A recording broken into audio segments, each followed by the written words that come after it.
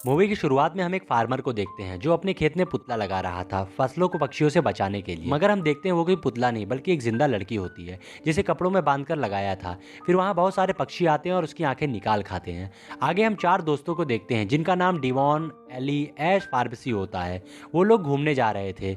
वो लोग कार एक गैस स्टेशन पर रोकते हैं और ऐश और डिवॉन बाहर निकलती हैं और एली और फार्मेसी कार में बैठ के बात कर रहे होते हैं। तभी उनकी कार पर किसी इंसान की उंगली गिरती है जिसे देखकर एली बहुत डर जाता है, जिसे एक उड़ते हुए पक्षी ने गिराया हुआ था और उस उंगली का ब्लड कार के शीशे पर लग जाता है।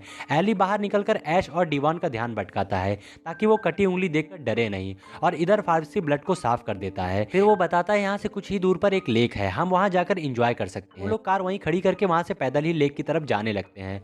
उन्हें रास्ते में एक बोर्ड मिलता है जिसमें लिखा था आगे जाना मना है। फिर भी वो लोग उस तरफ जाते हैं और उन्हें वहाँ बहुत सारे पुतले दिखते हैं और वहाँ मोबाइल नेटवर्क भी नहीं आ रहा होता है। आगे जाने पर ऐश को एक कौवा उंगली खाता हुआ दिखता है। वो बहुत डर जाती है तो फार्मेसी कहता है वो तो बस किसी कीड़े को खा रहा था। फिर वो लोग आगे बढ़ते हैं मगर फार्मेसी और एली जानते थे कि वो किसी इंसान की उंगली खा रहा था। सीन शिफ्ट होता है, खेत में एक आदमी भागता दिखता है जिसके मुंह पर कपड़ा लगा हुआ था और वो हेल्प के लिए चिल्ला रहा था।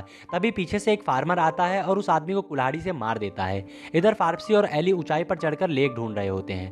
तभी हम देखते हैं ऐश और डिवॉन को कोई झाड़ियों के पीछे से देख रहा होता है। ऊपर चढ़ने पर उन्हें एक लेक दिखती है। डिवॉन और ऐश भी ऊपर चढ़ जाती हैं। वो लोग लेक में स्विमिंग करने लगते हैं और स्विमिंग के बाद डिवॉन कहती है मैं और ऐश बहुत थक गई हूँ, तो हम दोनों यहीं रुकते हैं और तुम दोनों जाकर कार ले आओ। डिवॉन और ऐश वहाँ अकेली बैठी होती है तो वहाँ उन्हें किसी के होने का एहसास होता है। तो डिवॉन कहती है यहाँ कोई नहीं है। इधर ये दोनों जब गैस स्टेशन पहुँचते हैं तो उन्हें वहाँ अपनी कार नहीं मिलती। वो दोनों टेंशन में आ जाते हैं। तो फार्मेसी एली को डांटने लगता है क्योंकि वो कार उसके अंकल की थी। उन दोनों में झगड़ा होने लगता है। इधर ऐश को फिर से किसी के होने का एहसास हो जाता है और वो दोनों डर कर वहाँ से भागती हैं और उन दोनों के पास पहुँचती हैं। वहाँ वो दोनों उसे बताते हैं कि हमारी कार चोरी हो गई है। ऐश और डिवॉन परेशान हो जाती हैं क्योंकि रात होने वाली थी और उन लोगों को भूख प्यास लगी थी और उनके खाने का सारा सामान कार में ही था। अभी उन्हें वो फार्मर दिखता है। वो लोग उससे हेल्प के लिए चिल्लाते हैं मगर वो फार्मर उन्हें इग्नोर करके चला जाता है। इसलिए वो लोग खेत में जाकर उससे हेल्प मांगने का फैसला करते हैं, लेकिन वहाँ कटीले तार लगे हुए थे। बाकी सब लोग तो निकल जाते हैं मगर जब फार्मेसी निकलता है तो उसी वक्त तार उसके पैर में लग जाता है और वो दर्द से चिल्लाने लगता है। उसका पैर जख्मी हो जाता है। तब एली अपनी शर्ट फाड़ कर उसकी ब्लीडिंग पर बांधता है। फार्मेसी चल नहीं पा रहा। वो लोग उसे एक पुतले के पास बैठा देते हैं और एली और डिवॉन हेल्प मांगने आगे जाते हैं। उन्हें वहाँ एक घर दिखता है। वो हेल्प के लिए चिल्लाते हैं लेकिन डिवॉन एली को शांत करा देती है और जबरदस्ती उसके साथ इंटीमेट होने की कोशिश करती है। तभी एली को सीटी की आवाज सुनाई देती है। वो जैसे ही मुड़ता है फार्मर एली को मारकर बेहोश कर देता है और डिवॉन डर के भागने लगती है लेकिन फार्मर उसे भी पीट कर बेहोश कर देता है। उसके बाद उन दोनों को घसीट कर ले जाता है। इधर ऐश और फार्मेसी को उन दोनों का इंतजार करते हुए रात हो जाती है। तभी ऐश देखती है वहां पर लगा पुतला मूवमेंट कर रहा था। फिर फार्मेसी कहता है उसे फ्रेश होना है। ऐश उसे उठाकर झाड़ियों के पीछे ले जाती है।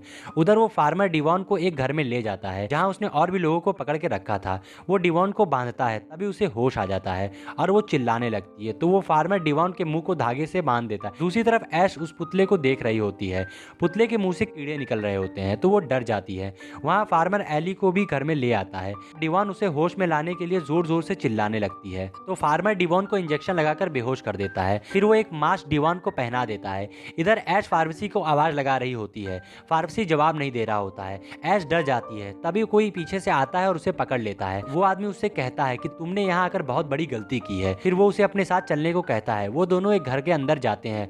वो आदमी उसे बताता है यहाँ जितने भी पुतले हैं वो पुतले नहीं बल्कि उनमें एक जिंदा इंसान है और ये सब मेरे फादर करते हैं। उन्हें मेरी माँ की डेथ का सदमा लगा था जिसके बाद वो यहाँ आए किसी भी आदमी को जिंदा नहीं छोड़ते। अभी वहाँ कोई आता है। वो आदमी ऐश को छुपने को कहता है। वो उसका फादर होता है जो कि फार्मेसी को लेके आया था। फिर वो फार्मर एली की बॉडी में कील ठोकने लगता है। ये ऐश देख नहीं पाती और बाहर आ जाती है और उसे रोकने को कहती है लेकिन वो फार्मर ऐश को भी पीट कर बेहोश कर देता है। फिर दोनों एली को बाहर ले जाकर उसका पुतला बना देते हैं। ऐश को जब होश आता है तो वो खुद को बंधा देखती है। फार्मर का बेटा आता है और ऐश को खोल देता है और उसे एक टॉर्च देता है और कहता है कि तुम जिस रास्ते से आई थी उसी रास्ते से वापस चली जाओ, आगे जाके तुम्हें एक हाईवे मिलेगा।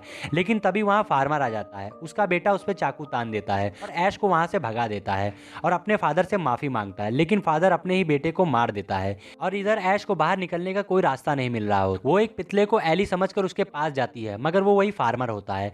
ऐश डर कर भागती है। फार्मर उसका पीछा करता है। आगे ऐश गिर जाती है तो वो फार्मर उसके साथ जबरदस्ती करने की कोशिश करता है है। ऐश फार्मर को चाकू मारकर जख्मी कर देती है और भागने लगती है। तभी उसे किसी के रोने की आवाज़ आती है। वो फारसी होता है जिसका पुतला बनाया था।